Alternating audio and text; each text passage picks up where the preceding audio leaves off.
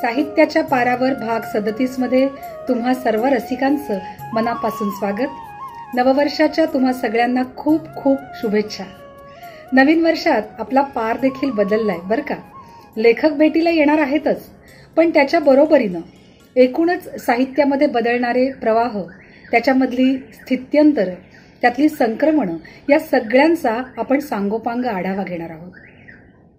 1 जानेवारी हा दिवस म्हणजे झुलवाकार उत्तम बंडू तुपे यांचा जन्मदिवस.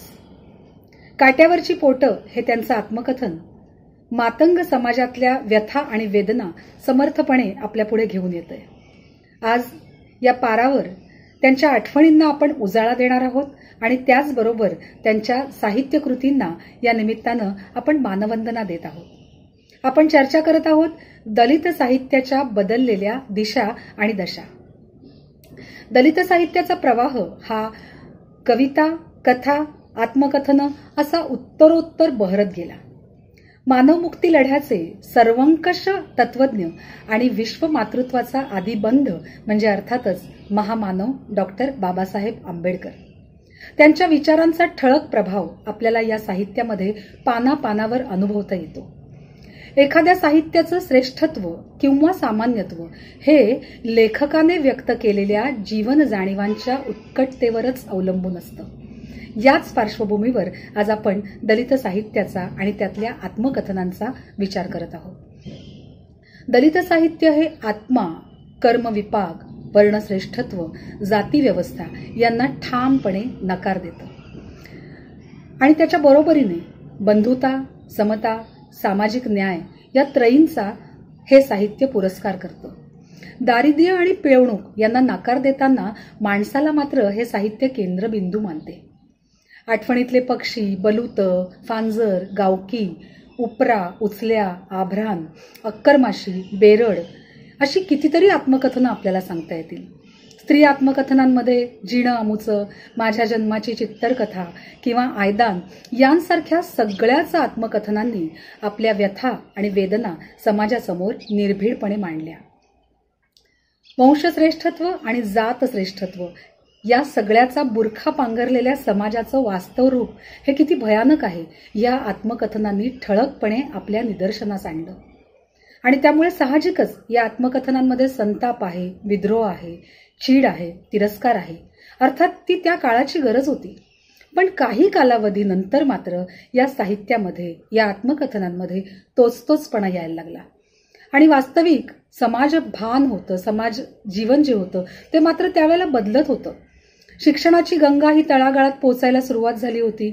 वंचित समाजातल्या अनेक व्यक्ती मोठमोठ्या पदांवर आरूढ होताना समाज पाहत होता. पण या बदललेल्या सामाजिक परिस्थितीचं प्रतिबिंब साहित्यात मात्र उमटत नव्हतं. आणि असं ते उमटलं आमचा बाप अन आम्ही या बहुचर्चित आत्मकथनाच्या निमित्तानं. समाजाला हवा असलेला तो हुंकार होता आणि म्हणूनच या आत्मकथनाला प्रचंड असा प्रतिसाद मिळाला. आंबेडकरी विचार सौंदर्याची ऊर्जा समाजाला प्रदान करणारी 2 व्यक्तिमत्व, 2 आत्मकथनाचे लेखक आज साहित्याच्या पारावर आलेत. आमचा बाप अन आम्हीचे लेखक डॉक्टर नरेंद्र जाधव हे अर्थतज्ञ आणि राज्यसभा सदस्य म्हणून आपल्या सगळ्यांना परिचित आहेतच. आणि उचल्यानंतर या आत्मकथनाचे लेखक आणि सामाजिक कार्यकर्ते श्री लक्ष्मण गायकवाड हे देखील आपल्या सगळ्यांना सुपरिचित आहेत. साहित्याच्या पारावर या दोन्ही साहित्यिकांचं, लेखकांचं मी मनापासून स्वागत करते. नमस्कार सर. नमस्कार सर. पहिला प्रश्न हा माझा डॉक्टर नरेंद्र जाधवांसाठी आहे. 1978 ते 1993 या कालावधीमध्ये जी आत्मकथनं आली ती प्रामुख्याने वेदना, विद्रोह, नकार अशा नकारात्मक भावनांची होती. त्या काळात ती गरज होती. परंतु या पार्श्वभूमीवर सकारात्मक विचारांचं आत्मकथन आपण लिहावं असं आपल्याला का वाटलं?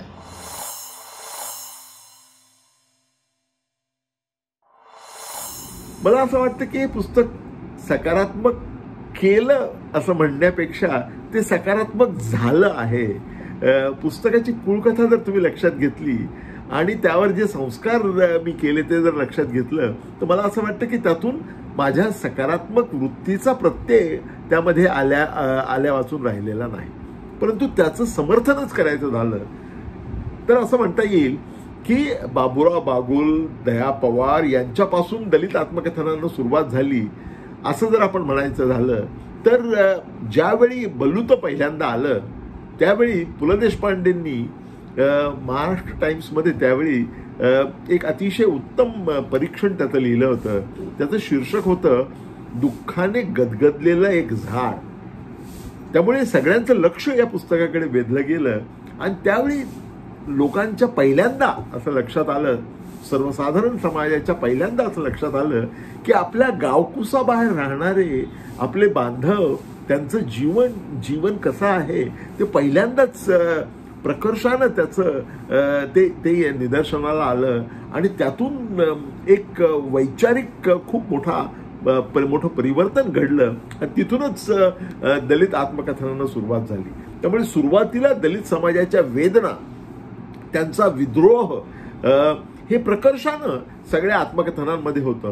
परंतु पुढे पुढे अशी एक वेळ आली की त्यामध्ये आक्रस्ताळेपणा वाढला आणि तपशील वेगळा, परंतु सगळ्यांचं काही आत्मकथनांचं मूल घोष जो होता तो मुख्यत्वे करून काय होता, भर कशावर होता तर बघा तुमच्या पूर्वजांनी आमच्या पूर्वजांना कसं वागवलं त्यामुळे आमच्यावरती अशी वेळ आलेली आहे.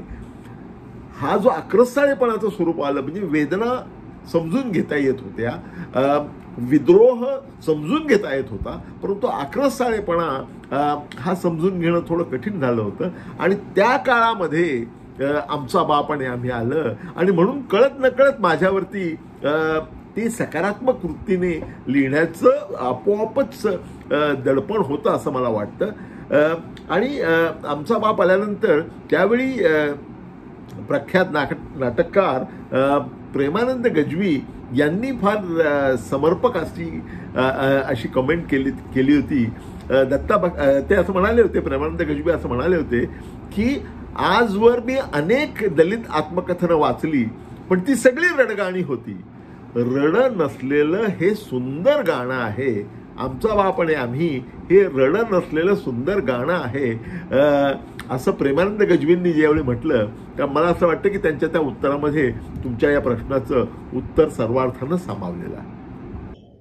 जन्मजात जो समाज चोर ठरला जातो, उचल्या म्हणून ज्यांचा उल्लेख केला जातो, अशा जमातीचं दुःख आणि व्यथा वेदना आपण उचल्यामधून लोकांसमोर आणली. त्या पार्श्वभूमीनंतर किंवा त्या पार्श्वभूमीवर उचल्यानंतर हे आत्मकथन पुन्हा लिहावं, त्याचा भाग 2 असं आपल्याला का वाटलं? खरं तर उचल्यानंतर मी अनेक अनुभव जमेस घेतले. मी उचल्या माझ्या समाजाचं दुःख सर्व लोकांना, जनतेना सांगितलं. मला लोकांनी भरभरून प्रेम केलं. मला अनेक पुरस्कार मिळाले. मला लोकांनी सन्मानानं माझ्या समाजाचे प्रश्न सोडवण्यासाठी मदत केली. खूप मोठी प्रगती या विमुक्त घुमंतूची मला जवळून पाहता आली. अनेक लोक व्यापारी झाले. माझे कार्यकर्ते अनेक लोकांना मदतगार ठरले. अनेकांचे आम्ही पुनर्वसन केले. सरकारी जमिनी आम्ही लोकांना मिळवून दिल्या आणि मग यातून बरीच शैक्षणिक प्रगती झाली. आणि मग उचल्यानंतर हे मला काहीतरी लिहावं, कारण आपल्याला अनेक समाजातले लोक भेटलेले आहेत आणि या सर्वाबरोबर काय माझे संबंध आले. अनेक लेखक, अनेक राजकीय पुढारी भेटले, अनेक NGOचे लोक भेटले. तर यांच्याविषयी माझ्या मनात काय भूमिका आहे हे सर्व लोकांना सांगितलं पाहिजे. म्हणून मी उचल्यानंतर हे आता कोविडमध्ये पुस्तक लिहून माझं प्रकाशित झालं. आता 1 महिन्यापूर्वी, 1.5 महिन्यापूर्वी माझं पुस्तक उचल्यानंतर आलं आणि आज त्याच्याबद्दलही खूप मोठी चर्चा मराठी माणसामध्ये आहे, वाचकामध्ये आहे. आणि मी जे काय मला अनुभव आला ती मी खरेपणानं लिहिलो. काही लोकांना वाईटही वाटत असेल, पण ज्या घडल्या गोष्टी त्या लिहिणं हे लेखकांचं काम आहे. मी तर क्रिएटिव्ह रायटर आहे. मला जे अनुभव घेता आले ते मी सरळपणे लोकांना सांगितले आणि सांगत आहे. आणि म्हणून उचल्यानंतरचंही उचल्यासारखंच स्वागत होईल अशी अपेक्षा बाळगतो. उचल्यानंतर अनेक अनुभव आले, अनेक लेखक माझे मित्र झाले आणि म्हणून मला उचल्यानंतरचा स्वतःचा अनुभव माझ्यामध्ये खूप मोठा बदलही झाला.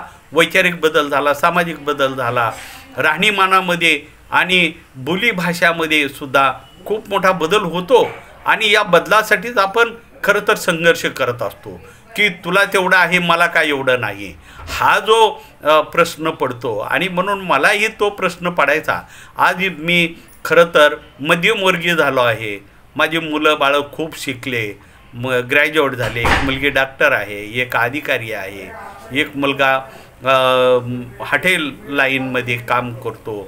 आणि म्हणून माझ्यामध्ये खूप मोठा बदल झाला आणि मला वैचारिक भूमिका माझी बरीच प्रगल्भ झाली. आणि प्रगल्भ झाल्यामुळे माझ्या प्रतिभेमध्ये बी खूप मोठा बदल झाला. लिखाणाचाही काही थोडाफार बदल भाषेचा झाला. आणि म्हणून हा बदल निश्चितच माझ्या अंगवळणी पडला. आणि आता मी मुंबईसारख्या एका मोठ्या महानगरीमध्ये राहतो आणि तिथून मी संघटन चालवतो. परंतु अजूनही माझे पाय जमिनीवर आहेत. मी आजही लोकांमध्ये फिरतो, लोकांमध्ये जातो. संघटनेचे काही महत्त्वाचे कामं झाले तर मी मुंबईवरून त्या गावामध्ये पोहोचतो, त्या लोकांच्या वस्तीत जातो, त्यांच्याबरोबर खातो पितो. म्हणून मी संबंध तोडलं नाही. मला राजकारणापेक्षाही समाजकारण अधिक प्रिय एवढ्यासाठी आहे की समाजाचे प्रश्न खूप गंभीर आहेत आणि विमुक्त भटक्या जमातीचे तर खूपच गंभीर आहेत. आम्हाला महाराष्ट्रासारख्या राज्यामध्ये आजही हीनतेची वागणूक मिळते. खरं तर अस्पृश्यतेना गावगाडा आहे. ते अस्पृश्य असले तरी गावगाड्यात राहतात, परंतु विमुक्त भटक्यांचे लोक गावगाड्याच्या बाहेर राहतात. गावगाड्यात आलं तर आजही त्यांच्यावर अन्याय अत्याचार होतो. आणि म्हणून गावगाड्यामध्ये आता प्रवेश मिळू लागला. आम्ही फुले, बाबासाहेब आंबेडकर, शाहू महाराज यांच्या विचाराचा वारसा घेऊन आज आम्ही कार्य करत आहोत. याचा मला आनंद वाटतो. आणि उचल्यानंतरचं हे पुस्तक निश्चितच स्वागतार्थ ठरेल असे मला वाटते. आंबेडकरांचा आपल्या संपूर्ण जीवनावर तर प्रभाव आहेच, पण आपल्या संपूर्ण कुटुंबावर आणि आपल्या स्वतःवर हा असलेला जो प्रभाव आहे तो आपण कशा प्रकारे स्पष्ट कराल? आमचा बाप आणि आम्ही या आमच्या कौटुंबिक आत्मकथनाचे कर्ते किंवा नायक हे लौकिकार्थानं जरी आमचा बाप दामू रुंजा जाधव हे असले तरी सुद्धा आमचा बाप आणि आम्ही याचे मूक नायक जर कोण असतील तर ते म्हणजे महामानव डॉक्टर बाबासाहेब आंबेडकर. बाबासाहेब आंबेडकरांनी सगळ्या दलित समाजाला त्यांचं आवडतं वचन होतं ते असं होतं की it may be in the interest of others to be your masters. It may be in the interest of others to be your masters. Why should it be in your interest to be their slaves. म्हणजे तुमचं मालक असणं हे इतरांच्या हिताचं असेल, परंतु त्यांचा सेवक असणं हे तुमच्या हिताचं का आहे याचा विचार केला पाहिजे. हा विचार करण्यासाठी डॉक्टर बाबासाहेब आंबेडकरांनी सगळ्या दलित समाजाला प्रवृत्त केलं आणि त्यांनी शिक्षणाचा मार्ग दाखवला. शिका, संघटित व्हा आणि संघर्ष करा ही निवडणुकीची घोषणा नव्हती, ही समस्त दलित समाजाची आत्मप्रतिज्ञा होती. डॉक्टर बाबासाहेब आंबेडकरांच्या या प्रेरणेतून त्यांना आदर्श मानून आणि त्यांनी दाखवलेला शिक्षणाचा मार्ग स्वीकारून अनुसरून जी लक्षावधी कुटुंब पुढे आली त्यातलं एक प्रतिकात्मक कुटुंब म्हणजे आमचं जाधव कुटुंबीय आहे असं मला वाटतं. आणि त्याची कहाणी ही आमचा बाप आणि आम्ही मध्ये आलेली आहे. आपण जग पाहिलं, सामाजिक कार्यकर्ते या नात्यानं सगळीकडे फिरलात, जागतिकीकरण सुद्धा अनुभवलं. या सगळ्या पार्श्वभूमीवर दलित साहित्याकडे आपण कसं पाहता? जागतिकीकरणाकडे मी कसा पाहतो? खरं तर जागतिकीकरण हा विषय पूर्वी मला वाटायचा की ह्याचे काही वाईट परिणाम होतील, परंतु जागतिकीकरणामुळे ज्या सुविधा सर्व समाजाला खालच्या थरातल्या लोकांना उपलब्ध नव्हत्या त्या सहजपणे जागतिकीकरणामुळे सर्वसामान्य लोकांना बरेच काही फायदे झाले आणि विश्वाकडं पाहण्याचा दृष्टिकोन बदलला.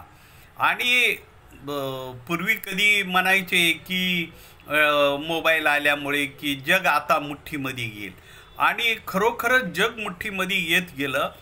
सर्व प्रश्न आज कुठलेही देशाचे हे वैयक्तिक न होता सार्वजनिक होऊ लागले. आणि माझ्यासारख्याला वाटतं की जागतिकीकरणाकडे मी पाहताना हे पाहीन की मी ज्या ट्रायबल्समधून आलो, भटक्या जमातीमधून आलो, त्याचे प्रश्न पण जागतिक पातळीवर जाण्यासाठी एक महत्त्वपूर्ण घटना होऊ लागली. टेलिव्हिजन असो किंवा अन्य बाबीमुळे असो, किंवा आता पूर्वी कधी आम्हाला घरामध्ये फोन घ्यायचा म्हणलं तर 5-5 वर्षे वेटिंग असायची. आता प्रत्येकाच्या हातात मोबाईल आला, वेगवेगळे साधनं आली. आणि म्हणून मला वाटतं की जागतिकीकरणामुळे सुद्धा आपल्याला जसा फायदा झाला तसे तोटे पण काही जरी असले, तर जागतिकीकरण मला वाटतं की सामाजिक सुधारण्यासाठी आणि दळणवळणासाठी फार महत्त्वाचा उपयोग या निमित्तानं झाला असे मला वाटते. आमचा बाप अन आम्ही या आत्मकथनाचे जर आपण 2 भाग केले, एक म्हणजे तुमच्या वडिलांनी सांगितलेली कथा आणि दुसरी म्हणजे तुमच्या कुटुंबियांनी मांडलेली कथा, यापैकी कोणता भाग तुम्हाला सगळ्यात महत्त्वाचा वाटतो आणि का? याचं उत्तर आहे आमच्या बापानं लिहिलेलं जे आहे तो त्यातला सर्वात उत्कृष्ट भाग आहे. कारण आमच्या टीमचे कॅप्टन म्हणजे आमचे दादा, ज्यांना आम्ही दादा म्हणायचो, आमचा बाप, त्यांच्या लिखाणातला जो अस्सलपणा आहे तो निर्विवादपणे सगळ्यांना आवडतो, भावतो. आणि मला असं मुद्दाम सांगावं वाटतं की प्रत्येक कुटुंबामध्ये त्या कुटुंबासाठी पायाचा दगड झालेली एक व्यक्ती असते. मग त्यात आजोबा असतील, पणजोबा असतील, मामा असतील, काका असतील, कोणीतरी एक व्यक्ती असते की ती पूर्ण कुटुंबासाठी पायाचा दगड झालेली असते. त्या व्यक्तीशी नातं आमचा बाप सांगतो आणि त्यामुळे आमचा बाप आणि आम्ही हे एवढ्या लक्षावधी लोकांना भावलेलं आहे असं मला वाटतं. उचल्या आधीचा लक्ष्मण आणि उचल्यानंतरचे लक्ष्मण गायकवाड याच्यामध्ये नेमका फरक काय आहे ते आपण स्पष्ट कराल का? खरं तर माणूस हा बदलासाठीच सातत्यानं लढत असतो, झगडत असतो, किंवा त्याच्या काही गरजा असतात. आणि म्हणून या गरजा जरी पूर्णत्वाकडे जात नसल्या तरी माणसाला अनुभव खूप येतो. मला सतत वाटायचं की मी माझ्या समाजाचं दुःख मी लोकांना सांगितलो, पण मला या निमित्तानं साहित्यिक झाल्यामुळे मला अनेक लोकांशी संबंध आले, मोठमोठे साहित्यिक भेटले. खरं तर कृष्णा सोबती असो किंवा तमसचे लेखक असो, राजेंद्र यादव असो, कमलेश्वर असो, महाश्वेता दिवे असो, या लोकांबरोबर माझे घनिष्ठ संबंध राहिले. आणि भीष्म साहनीसारख्या माणसाशीही मला बोलता आलं, हे मी माझं भाग्य समजतो. महाश्वेता देवीबरोबर काम करता आलं. ती खरं तर आदिवासीवरती खूप प्रेम करणारी एक लेखिका होती. आणि म्हणून मला हे सर्व जे अनुभव, बरे वाईट जे काही चांगले आले, ते मला वाटू लागलं की अरे आपण आता आपला उचल्यानंतरचा प्रवास आपण लोकांना सांगायला पाहिजे, आपण ती लिहिलं पाहिजे. म्हणून उचल्यानंतर हे पुस्तक मी लिहायला घेतलं. आणि जे काही आहे आडपडदा न ठेवता काही गोष्टी ज्या घडल्या, काही लोक ना वाईटही वाटेल की ह्यानं सत्य का सांगितला वगैरे, पण वस्तुस्थिती मी उचल्यानंतर घेतली. आणि माणसामध्ये शेवटी जसं बी पडलं की झाड उगवतं, झाड उगवलं की त्याला फुलं येतात, फळं येतात, तसं माणसाच्या जीवनामध्ये पण असतं. परिपक्वता येते वाचनामुळं. मी खूप वाचन केलं, मी अनेक पुस्तकं वाचली आणि एक प्रगल्भता माझ्यामध्ये आली, एक प्रतिभा जी साहित्याला लागते ती माझी डेव्हलप झाली. आणि मग मी भराभरा लिहू लागलो. मी अनेक पुस्तकं लिहिली. चायनामध्ये गेल्यानंतर मला काय अनुभव आले त्या रूपानं लिहिलं. दिल्लीमध्ये मी अनेक कार्यक्रमाच्या निमित्तानं, साहित्याच्या निमित्तानं जायचा, त्याचे अनुभव आले.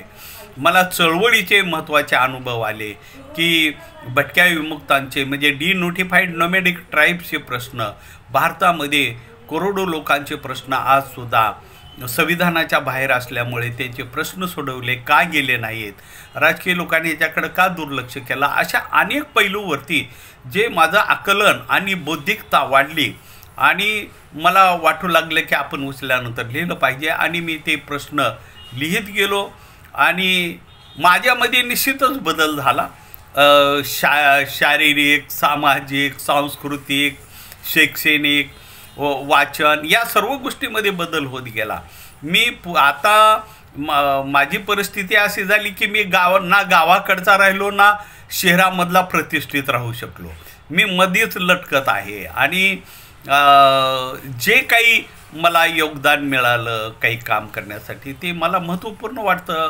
मी माझ्या आयुष्यामध्ये खूप लोकांना सहकार्य केलं, संघटनेच्या माध्यमातून लोकांना पुनर्वसन केली, काही ठिकाणी शेती लोकांना कब्जे करायला लावून सरकारी जमिनी मिळवून दिल्या.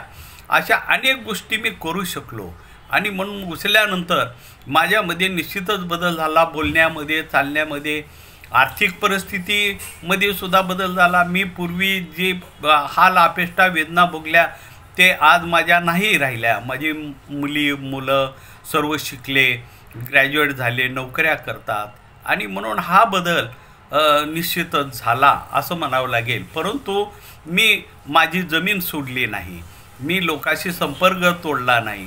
मी आजही लोकांमध्ये जातो, लोकांमध्ये काम करतो. पारधीसारखा एक समाज आहे आदिवासी, त्याच्यामध्ये जातो, त्याच्या घरात जातो, त्याचं दुःख समजून घेतो.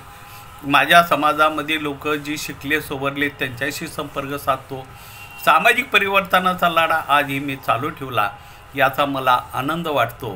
1993 मध्ये आलेला आमचा बाप अन आम्ही हे आत्मकथन आणि 1920 मध्ये किंडलवर नेलेलं आमचा बाप अन आम्ही हे आत्मकथन, हा जो काही प्रवास आहे हा खूप दीर्घ प्रवास आहे. या प्रवासाकडे आपण नेमकं कसं पाहता? आमचा बाप आणि आम्ही हे पुस्तक इतकं लोकप्रिय झालेलं आहे, त्याचा मला अतिशय मनापासून आनंद आणि अभिमान वाटतो. या पुस्तकाची नुकतीच 201वी आवृत्ती बाहेर आलेली आहे, किंडल आवृत्ती बाहेर आलेली आहे आणि हार्ड कॉपी लवकरच येणार आहे. मला असं वाटतं की मराठी भाषेतले सगळे विक्रम मोडणारं हे पुस्तक आहे आणि मराठी भाषेच्या इतिहासातलं सर्वात जास्त विकलं गेलेलं पुस्तक म्हणून आमचा बापचा विक्रम सिद्ध झालेला आहे. ही पहिली गोष्ट. दुसरी गोष्ट म्हणजे 15 वेगवेगळ्या देशी विदेशी भाषांमध्ये हे गेलेलं आहे. एवढ्या भाषांमध्ये गेलेलं कुठलंही दलित आत्मकथन नाही. तिसरी गोष्ट म्हणजे बहुतेक दलित आत्मकथनं ही ज्यावेळी इंग्रजीमध्ये गेली त्यावेळी दुसऱ्या कोणीतरी ती भाषांतरित केली होती. हे पहिलं आत्मकथन असं आहे ज्याचं इंग्रजीकरण सुद्धा मी स्वतःच केलेलं आहे. म्हणजे ज्या व्यक्तीने मराठी लिहिलं त्याच व्यक्तीने इंग्रजी त्याचं रूपांतर लिहिलेलं आहे आणि ते भाषांतर नाहीये, ते नव्यानं लिहिलेलं आहे. कारण तिथे समाज व्यवस्था वेगळी आहे, त्यांच्या जाणीवा वेगळ्या आहेत, त्या प्रकारे ते वेगळ्या प्रकारे लिहिलेलं आहे. अनेक भाषांमध्ये हे पुस्तक गेलेलं आहे. भारतीय भाषांमध्ये तर आहेच, त्याला साहित्य अकादमीचं अवॉर्ड सुद्धा मिळालेलं आहे पंजाबी आवृत्तीला. परंतु परदेशी भाषांमध्ये विशेषतः फ्रेंच, इंग्रजी तर आहेच, इंग्रजी भाषेमध्ये हे लिलाव बोलीमध्ये विकलं गेलेलं पहिलं पुस्तक असेल.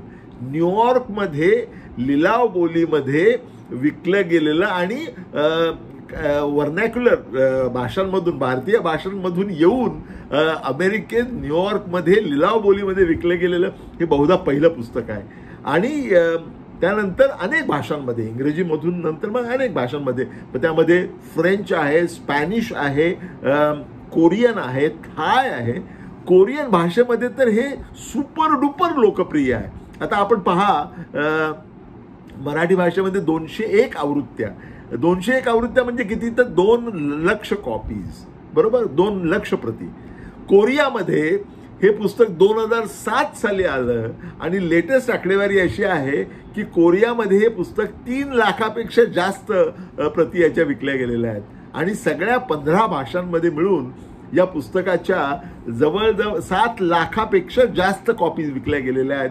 आणि त्यामुळे मला असं वाटतं की हे खऱ्या अर्थानं सगळीकडे पोचलेलं पुस्तक आहे आणि अनेक पिढ्या, वाचकांच्या अनेक पिढ्या त्यातून पुढे आलेल्या आहेत आणि हा सगळा प्रकार हा अतिशय दिलासा देणारा, अतिशय आनंददायी प्रकार आहे आणि आमच्या कुटुंबाची प्रतिकात्मक कहाणी ही अनेकांना स्फूर्तिस्थान बनलेली आहे, याचा मला आनंद आणि अभिमान वाटतो.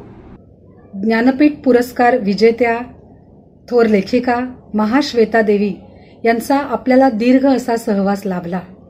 आपल्यावरचा त्यांचा प्रभाव हा आपण लक्ष्मण गायकवाडजी कसा स्पष्ट कराल? महाश्वेता देवीबद्दल तुम्ही जे काही मला विचारणा केली, मी एवढंच म्हणेन की साहित्यामध्ये माझा जेव्हा प्रवेश झाला तेव्हा मी नौका होतो, परंतु हळूहळू मला महाराष्ट्रात लोकांचे संबंध आले, महाराष्ट्राच्या साहित्यिकाशी. पु ल देशपांडे असो, वि वा शिरवाडकर असो, असे दिग्गज किंवा तेंडुलकर असो, विजय तेंडुलकर, भालचंद्र नेमाडे या लोकांच्या ओळखी होत्या. परंतु जेव्हा मी राष्ट्रीय पातळीवर साहित्य अकादमीचा पुरस्कार मिळाल्यानंतर माझे संबंध दिल्लीशी येऊ लागले. हळूहळू माझं मराठीमध्ये तर नाव झालंच, पण महाश्वेता देवी पुन्हा नंतर कमलेश्वर, राजेंद्र यादव, भीष्म साहनी अशा लोकांशीही माझे संबंध आले. कृष्णा सोबतीबरोबरही माझे कार्यक्रम कानपूरमध्ये झाले आणि मग महाश्वेता देवीची भेट झाल्यानंतर महाश्वेता देवीने मला माझा बिरसा मुंडा मिळाला आणि बिरसा मुंडा हा आदिवाशातला एक सर्वात मोठा क्रांतिकारक नाव आहे आणि म्हणून महाश्वेता देवीने आदिवाशावरती खूप लिखाण केल्यामुळं ती मला म्हणाली बिरसा मुंडा आणि मग नंतर आमचं नातं खूप जवळचं झालं मायलेकराचं आणि महाश्वेता देवी माझ्या घरी यायची, राहायची. खरं तर अशी मी लेखिका प्रथम पाहिलं की जे लेखिकाच नव्हती तर ती चांगली कार्यकर्ती पण होती आणि आदिवासीबद्दल त्यांना प्रचंड जीवापाड प्रेम होतं. आदिवासी लोकांबद्दल आपण काहीतरी केलं पाहिजे, बदल झाला पाहिजे म्हणून ते क्रिमिनल ट्राइब्सबद्दल खूप बोलायचे आणि अपराधी जनजाति के बारे में लक्ष्मण आपने को कुछ करना है. मग आम्ही एक संघटन विमुक्त घुमंतो आदिवासी उघडलं आणि महाश्वेता देवीला DNT रॅग नावाने आम्ही देशभर फिरू लागलो. दिल्लीमध्ये परिषदा घेऊ लागलो. आडवाणी त्या काळात पंतप्रधान होता, आडवाणीला भेटलं. पुन्हा नंतर जॉर्ज फर्नांडिसनी आम्हाला त्यांच्या घरी जेवायला बोलवलं महाश्वेता देवीमुळं. महाश्वेता देवीचे आमचे संबंध खूप घरचे आले.